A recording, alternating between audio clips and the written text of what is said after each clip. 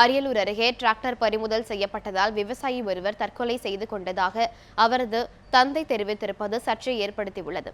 காவல்துறையினரின் தாக்குதலுடன் ஒரத்தநாடு அருகே விவசாயி பாலனின் டிராக்டர் பறிமுதல் செய்யப்பட்ட காட்சிகள் விவசாயிகளிடையே கொந்தளிப்பை ஏற்படுத்தியுள்ள நிலையில் மற்றொரு அதிர்ச்சி அம்பலமாகியுள்ளது.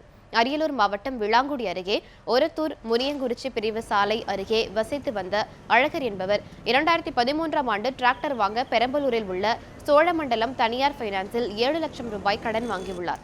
5 லட்சம் ரூபாய் கட்டியுள்ள நிலையில் கடந்த 6 மாதங்களாக தவணை கட்டவில்லை என்று கூறப்படுகிறது. இதனால் கடந்த 10ஆம் தேதி டிராக்டரை பறிமுதல் செய்தனர். இதனிடையே இரவு கடன் கட்ட கொடுத்த பணத்தை ஏன் கட்டவில்லை என்று தந்தை திட்டியதாக கூறப்படுகிறது.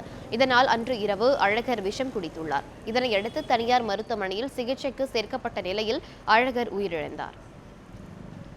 சோழமண்டலத்தில் பெரம்பலூரில் போட்டு ஃபைனான்ஸில் எடுத்தாப்புல 5 லட்ச ரூபா பணம் கட்டிவிட்டாப்புல. இன்னும் 2 லட்ச ரூபா அவகாசம் கொடுன்னு கேட்டோம், முடியாதுன்னுட்டாங்க. பிள்ளைய அடித்து மிரட்டி விரட்டி அடித்து துரத்திக்கிட்டு போய் அவமானம் தாங்க முடியாமல் இன்னைக்கு இறந்துட்டாப்புல. இந்நிலையில் அழகர் தற்கொலை செய்து கொண்டதற்கு காரணமான நிதி நிறுவனத்தின் மீது நடவடிக்கை எடுக்க கோரி திருப்பூர் மாவட்டம் பல்லடத்தில் விவசாயிகள் கண்டன ஆர்ப்பாட்டத்தில் ஈடுபட்டனர். ஆர்ப்பாட்டத்தில் ஈடுபட்ட விவசாயிகள் திடீரென திருச்சி கோவை சாலையில் சாலை மறியலிலும் ஈடுபட்டனர். இதனால் கோவை திருச்சி சாலையில் 30 நிமிடங்களுக்கு மேலாக போக்குவரத்து நெரிசல் ஏற்பட்டது.